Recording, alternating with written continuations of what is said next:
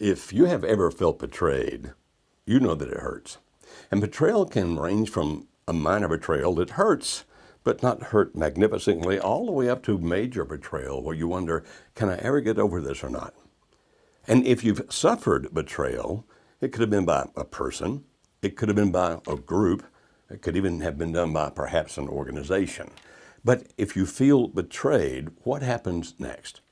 I mean, your friends and family may be saying things like, you're the victim, and you hear that forever. You're the victim, you've been done wrong. And if you constantly think that way, even though you have a total right to hurt, what's that going to do to your future? Is there a way to deal with betrayal where you can accept the hurt, deal with the hurt, handle the hurt, but still not wind up having to be a victim of that hurt? In other words, not letting what they did to you be the defining factor of your life.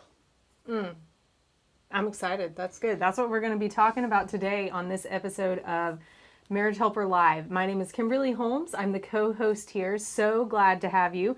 Joined with Dr. Joe Beam, who has his PhD from the University of Sydney, which I would love to be in Sydney right now. Sydney, Australia is a wonderful city, and it's a wonderful institution, an amazing educational institution. Absolutely. It absolutely is. And so we've been having this question of betrayal. What is betrayal? Why at Marriage Helper do you not use the term betrayed instead of some other ways that we talk about? I came across, somebody contacted us a week or so ago. It almost sounded as if he were somehow attacking us, like you guys, you never use betrayal. And the implication, he didn't say this, but the implication basically being something such as, what about us? We hurt. When you guys talk about situations, you often talk about how to do the things that can rescue the situation. Well, what about us? And the pain we feel? Why do you never talk about that? Now, we feel that we often talk about that, but I don't need to get defensive. We'll just talk about it now to make sure you know we talk about that. Let's talk about it now. Let's set up the problem first, or let's set up what kind of is going on now. There's this new, I say new, it's been developing over the past few decades. You see, started in about 94. Yeah, so but it's become more popular, especially over the past couple of years. This term called betrayal trauma. And it's this term that's emerging, especially for people who have been betrayed by their spouse in a sexual way, whether that is through an affair, through pornography, sexual addiction, some kind of loss of trust, especially in the sexual arena. When you start looking at betrayal trauma on the internet, there's very few scholarly studies that are done on it so far. I haven't seen many. As with many other things on the internet, you can Google and get like 16,412 responses that fast, 16,411 of which you might want to ignore. Right, exactly. So some of the websites I came across today, here's what they said. Betrayal trauma occurs when someone we depend on for survival or are significantly attached to violates our trust in a critical way. Some examples: contracting an STD from someone who's supposed to be faithful, discovering evidence of a sexual addiction by your spouse, sexual or physical abuse by a parent, or financial deceitfulness in a marriage. So that kind of takes it a couple of different ways. But it then goes on to clarify a couple of different ways. It says, first, the perpetrator is in close relationship with the victim when this happens. So it's someone that we have close relationship with. And second of all, there's a high risk of reoccurrence, saying that due to the close and interconnected relationship with the perpetrator and the victim, it can be difficult to confront or sever ties with the perpetrator. And as a result, victims may feel trapped and remain in the relationship out of necessity. And then it goes on to give some of the symptoms a person would go through if they were experiencing betrayal trauma of anxiety, feeling overwhelmed, withdrawn, flashbacks, negative thoughts. And it goes on from there. And then I even have other types of betrayal other than affairs, and there's 8 kind of those if you want me to talk about that. Well, according to which list you look at. And these are all just people. Right. And if you go to other internet sites, you're going to see a list of 14 or 32 or whatever. But if you're hearing what's being said here, it has to do with the fact that somebody that you cared about actually did you some damage. That's what we're talking about. Somebody that you cared about hurts you in some fashion. We've been saying this for decades, and so there's nothing really new here, as you understand, that people feel a great deal of pain when they feel a sense of loss. Loss being, this is what I expected to have, and this is what I wound up having. Also, a violation of expectations, meaning this is what I expected was going to occur and something else occurred instead. Yep. Well, we talk even more about those things, loss of expectations, et cetera, et cetera. And all of that, when you hurt, and the hurt is real, but it's based on the fact that what you fully anticipated things were going to be is not what's occurring. As a matter of fact, it may be so flagrantly violating what you expected to occur that it's shocking. And then what we teach about that is that what happens next is that it goes from pain to anger, and you get very angry about it.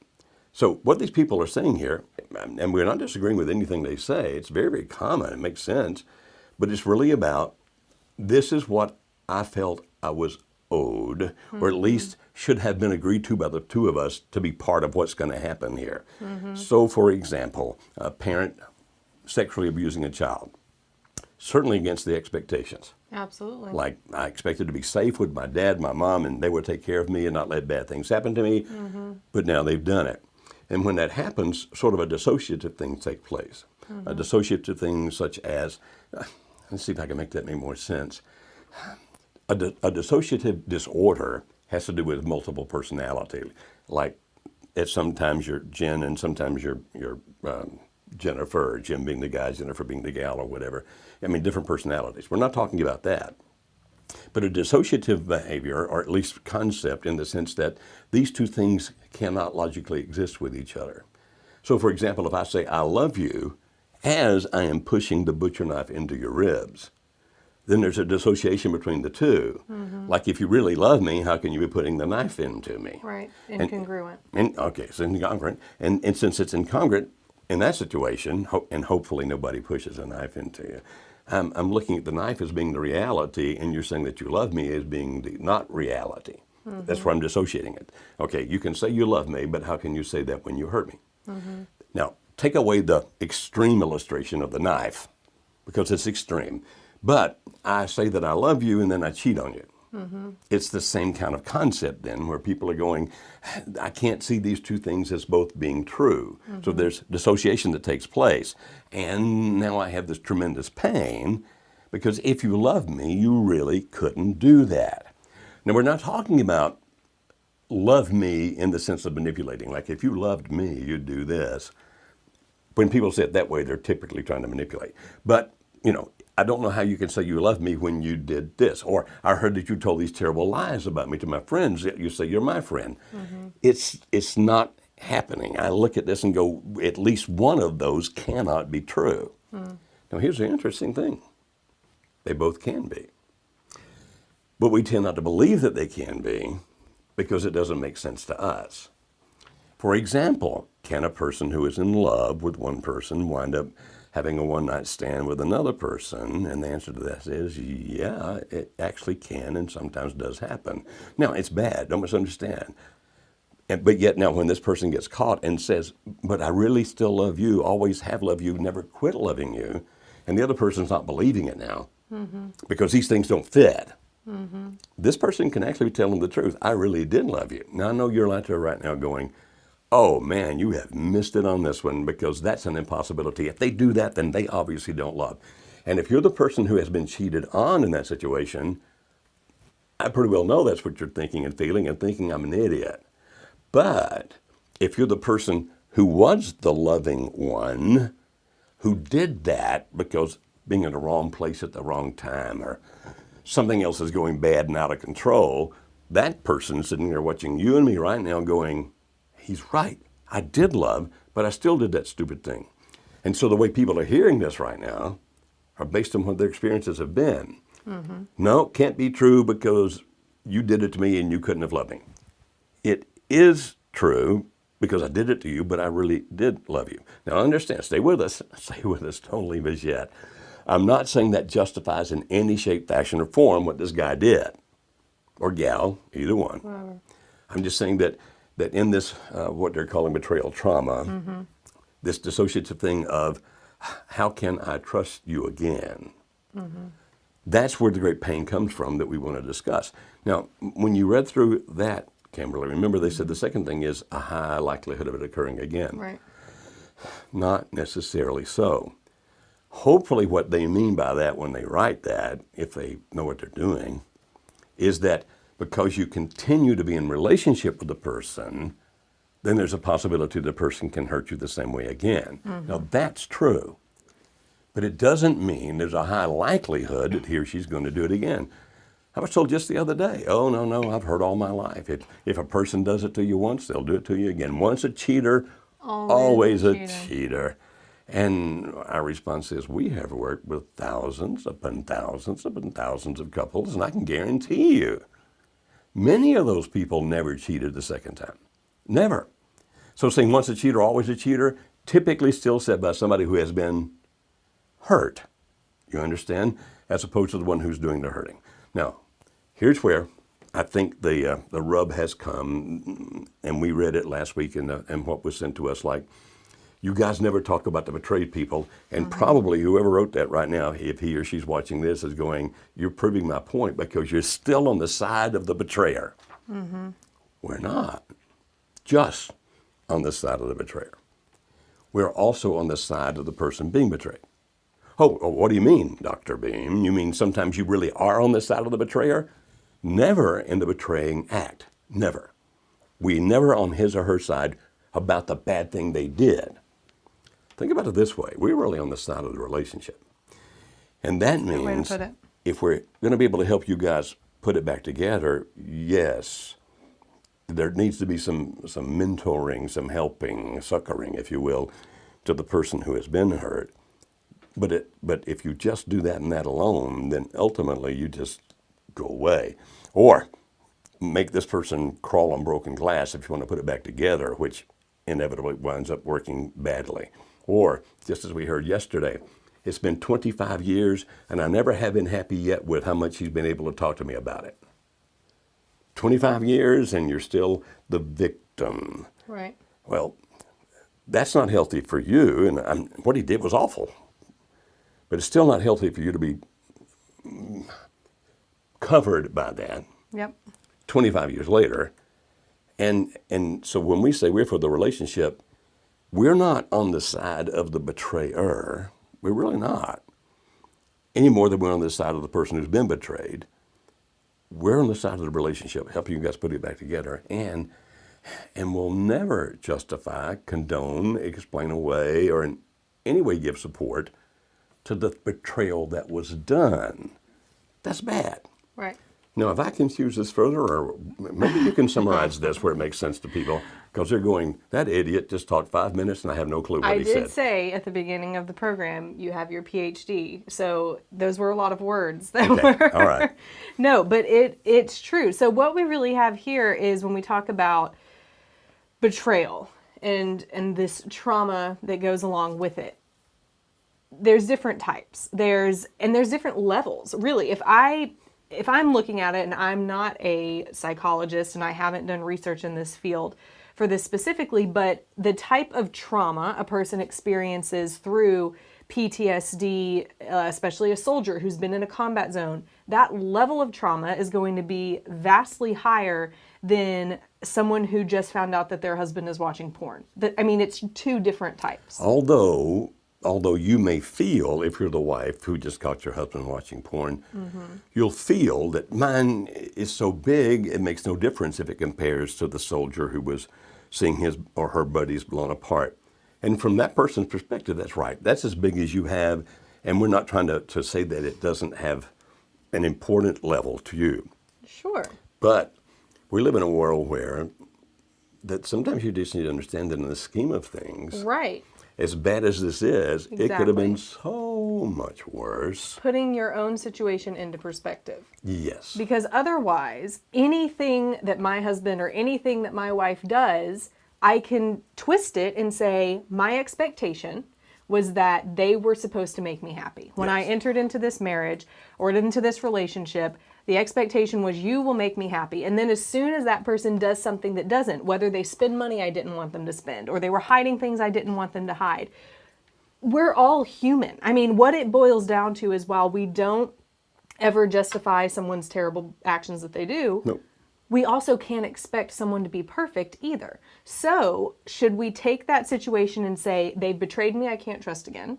Or should we look at it through the lens of, we're both human, how can we move forward from this? And ultimately make us stronger, as opposed to saying, I'm forever the victim and now it's doomed, I might as well start over elsewhere. So please don't hear us say that if something happened to you, that it's not big. If it feels big to you, it is big. It is. Don't think we're not sympathetic. We are, actually, even to the point of empathetic. Like, we feel your pain with you, and we're so sorry that it hurts. Right.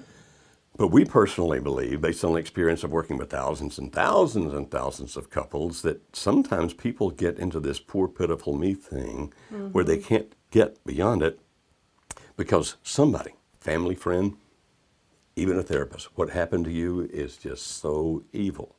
Now, if it is so evil, it's so evil. I'm not trying to downplay that.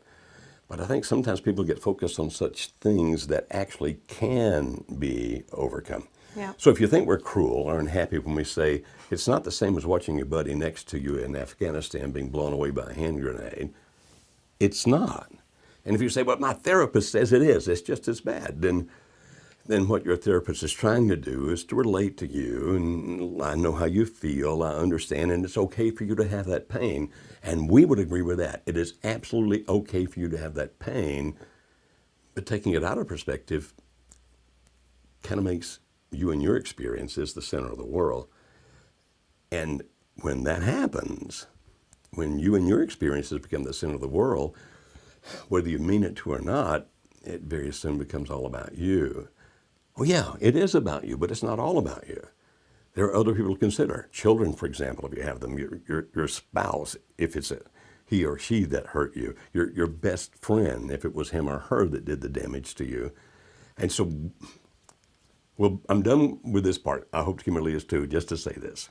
We're not trying to downplay your hurt, but we are begging you to put it in perspective of the major life around us so that you don't get to this point of thinking, I'm the one that's been treated worse than anybody on the planet. There was a time, I can't remember the poem, it was so many years ago, but when I was a kid, so it was about 1712, somewhere back in there, when there was a poem that, I lamented the fact that I had no shoes until I saw a man that had no feet.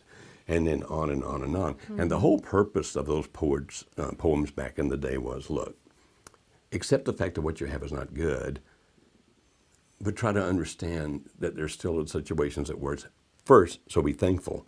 Be thankful yours isn't any worse. And secondly, don't let your situation become the be-all, end-all of all situations. Try to continue to function within society. Try to continue to function within life. And that's going to give you the whole lot better ability to heal from this and get past it. Yeah. Okay, and so I've heard, and you have too, Kimberly, people still talk about something that happened 35 years ago as if it happened yesterday with just as much vehemence. And as we listen to it, we go, we understand that hurt you, but in the scheme of things, don't you think it's time to get past that? Yeah. So that's where we're headed with that. And if you reject that, then certainly you're right. You can reject us if you will. But one thing that we always promise, and that's this. We'll tell you the truth. We'll be on your side. But we're not going to make it sound like that you're absolutely perfect unless you happen to be, but we haven't met that person yet. Or that the person that hurts you is absolutely evil. We're not going to take that position either, unless he or she happens to be, and there's some of those on the planet. Sure. But most of the time, the people we work with have been hurt by somebody else who was messed up. Yeah. I don't necessarily mean insane. I mean, they have their own weaknesses, their own flaws, their own problems. And what they did to you may be totally evil, but as long as you consider them to be evil, you're probably not going to heal from it. Right. So what it boils down to for us is we don't want you to get stuck in a victim mentality. There you go. Of, I want to wear this as a red badge of courage that I've been betrayed. I don't think that's what you want for your life either. We would rather see you take this situation that you've come out of, and instead of being a victim of it, becoming a victor of it, moving forward, overcoming it, moving past it, And being able to say, this strengthened me. I was able to take this terrible thing and turn it into something amazing because I chose to react to it a certain way. Right. It was terrible. It shouldn't have Right. happened. The person should have Exactly. never done it to me. I have every right in the world to hurt. I do. I have every right to be angry. I do. Right. But live there? Right. Oh, please stop doing that. Right. Now, you can take a while and it can take some help to heal. But don't just stay there. Right. I love what you say. Don't continue to be the victim. Learn how to become a victor. Yeah. Because that's how you move on with your life. Right. No matter what.